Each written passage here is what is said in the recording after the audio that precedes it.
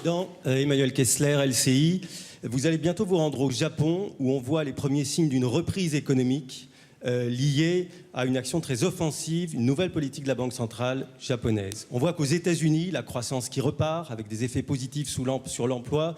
Et cette reprise, cet effet-là est aussi lié à une politique très offensive. Comme on dit, la Réserve fédérale fait marcher la planche à billets de la Réserve fédérale américaine. Alors, puisque vous vous êtes montré volontariste en matière européenne avec cette initiative, cette offensive que vous avez formulée dès le début de votre conférence de presse, et que d'ailleurs c'est aussi réclamé par une partie de la gauche, est-ce que vous ne pourriez pas y inclure aussi un changement, une proposition de changement de statut de la Banque centrale européenne pour qu'à son tour, elle puisse être aussi plus offensive et conduire le même type de politique que celle qui est en train de porter ses fruits au Japon ou aux États-Unis? Pour changer le statut de la Banque centrale européenne, même si j'en avais l'intention, on me demandait de prendre des décisions, je ne peux pas le faire seul.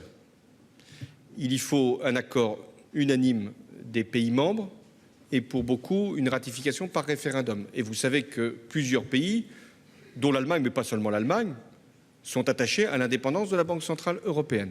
Donc, puisque nous ne pouvons pas changer les traités, puisque pour l'instant la Banque centrale est européenne, qu'est-ce que je peux faire? Si nous allons jusqu'au bout de l'union bancaire, c'est-à-dire avoir non seulement la supervision, mais la résolution, mais également la garantie des dépôts, si nous allons jusqu'au bout, la Banque centrale européenne est prête à intervenir davantage pour le soutien des petites et moyennes entreprises dans la plupart des pays. Elle a déjà baissé ses taux d'intérêt à un niveau très faible. Donc on ne peut pas lui demander de faire davantage. Elle est à 0,5. Donc ce qu'elle peut faire, c'est mettre de la liquidité. Parce que là, vous avez raison. Qu'est-ce qui se passe au Japon? Au Japon, il y a la volonté de mettre beaucoup de liquidités, dont d'ailleurs nous bénéficions aussi parce qu'une partie revient sur le financement de la zone euro. Ce qui fait que les liquidités japonaises nous permettent d'avoir des taux d'intérêt faibles en Europe. Nous ne pouvons pas nous plaindre de cette politique, mais elle a un effet, cette politique.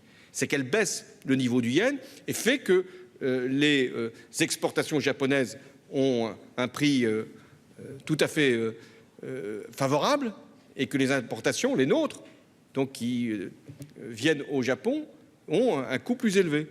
Donc le Japon retrouve un niveau de croissance. Donc si on a une leçon à tirer, c'est qu'il faut remettre de la liquidité. Et dans l'initiative que je propose, l'approfondissement de l'union bancaire permettra à la Banque centrale de remettre de la liquidité. Après, vous me posez une question implicite, c'est est-ce que le niveau de l'euro n'est pas trop élevé? Chaque fois que je me mets sur ce terrain, le président de la Banque centrale nous rappelle que c'est sa responsabilité. Mais en même temps, il n'est pas non plus aveugle et il sait ce qui se produit.